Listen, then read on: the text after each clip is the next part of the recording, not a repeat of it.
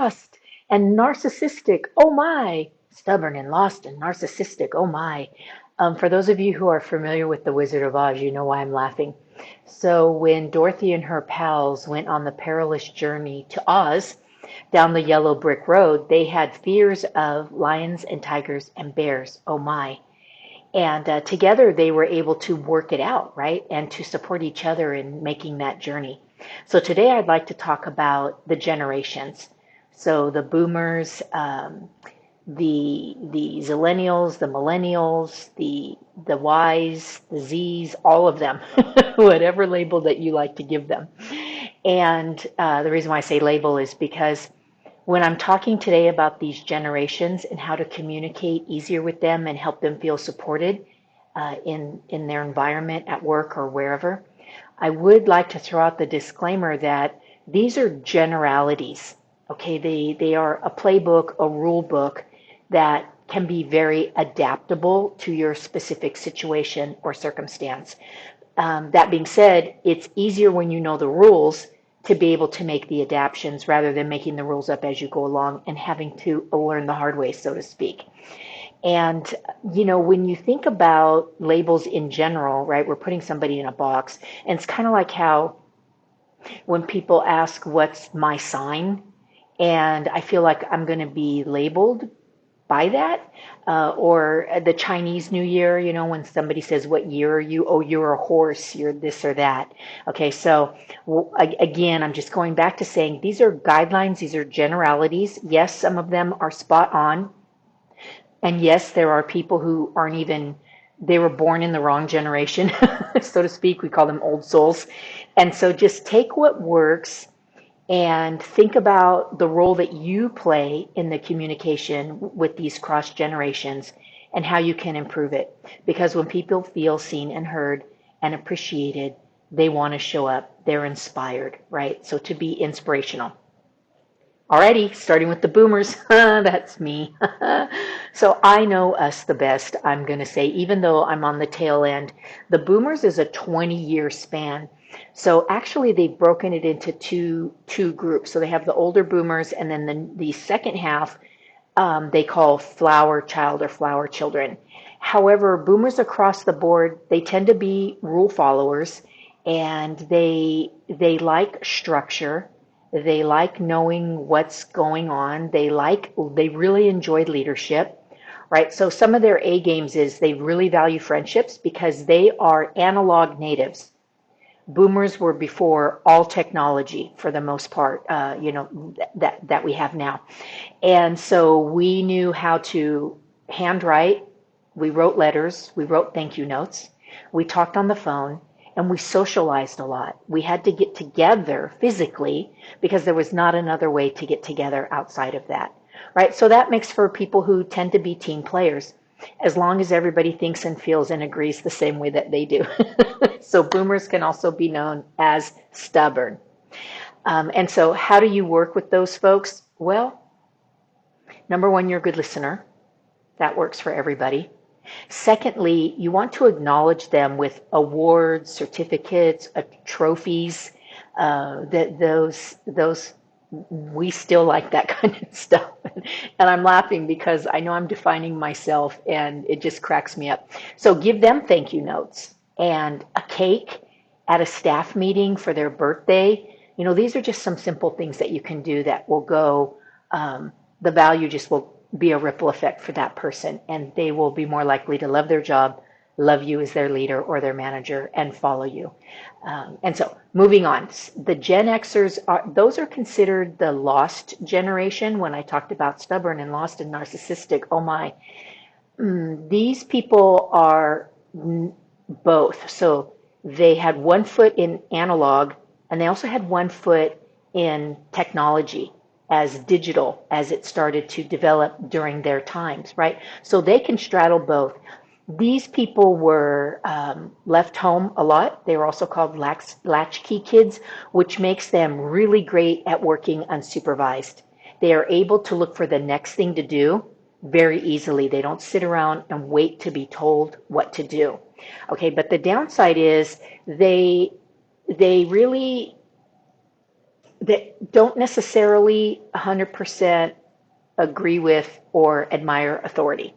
All right, so they need to know why. Never be offended when they want to know why. So when you tell them to do something, they're going to need to know why. And if you don't tell them why, and it's not because I said so, then they're going to be less motivated to get the job done. Okay, so you can reward them by taking them out to lunch. Make sure you ask them where they would like to go. Okay, let them choose the spot. Don't you choose it for them. And to publicly acknowledge their work. Don't steal the work from them. Make sure at staff meetings or on your social media site or wherever you might have the opportunity to publicly thank this person for what they bring to the table. Okay, and then now moving on to the millennials. And the Gen Y millennials, I'm laughing inside because there's just such this disparity between the boomers and the millennials because they're not necessarily team players. And so the millennials are considered narcissistic. And what's interesting is if you ask a millennial why they think about themselves, and they say, because we had to, because you all, boomers, only thought about yourself when you ruined the planet and created all of these power struggles globally and on and on and on. Okay, so you're both right and you're both not right. So finding the middle ground. Millennials, we can thank them as being digital natives. They redefined the workspace and what it looks like. They are not workaholics. They will not give an extra 10% because they saw their parents and their grandparents give 110% and very often get rug pulled by big corporations. Okay, and so they like to work smarter, not harder, which is why they'll bring digital things in and say, well, we could be doing this and we can be doing that. They're not telling you what to do. They're improving the quality of the workspace. So thank them. Take a moment and have the patience to learn the technology and the digital directions necessary to make everything easier for everybody. Give them credit, just like the other folks. Don't steal the credit from them. Empower them and trust them that they can get the job done. They are more likely to be big picture thinkers and to be self-motivated when you give them the power to do that. Okay, and then lastly, the zillennials, similar to the millennials in the fact that they are all digital natives. Everything analog just makes no sense. Handwriting a note, forget it. And so the difference there is they like the same things, meaning, put them on the look at me struggling, put them on the social media site for things that they've done. You don't have to publicly announce them. You can privately say to them, I love what you're doing. Thank you. You make a difference, right? And then you can specifically ask them, hey, I'd like to reward you for this. What would you like? And, okay, if they say $10,000, then, you give a nice laugh and you say, yes, I'd love to do that for you. Trust me, I would. So I'll see what I can do and I'll get back to you.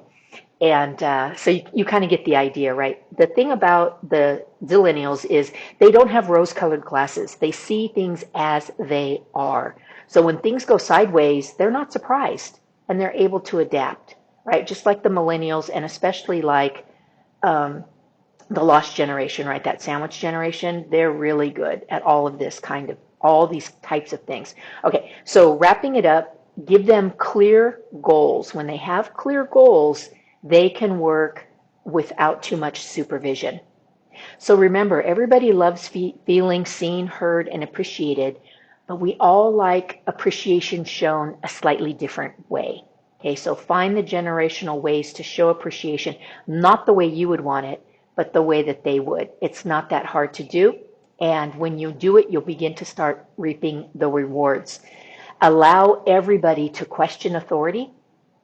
Allow everybody to bring new ideas to the table and give them credit for it.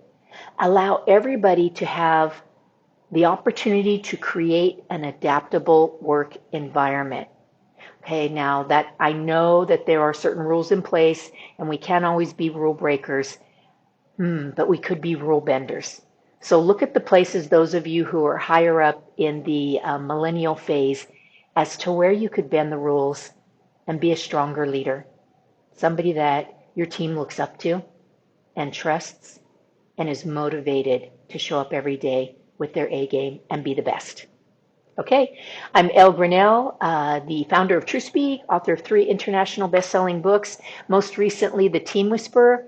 So if you would reach out to me, you can text me, you can email me. The way to reach me is below, and just put in that, actually email me, so then I'll be able to send you the digital chapter of Generational Hurdles.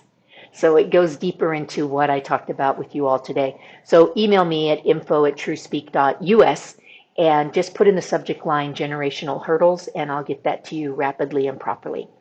Okay, so until next week, my friends, stay happy and healthy.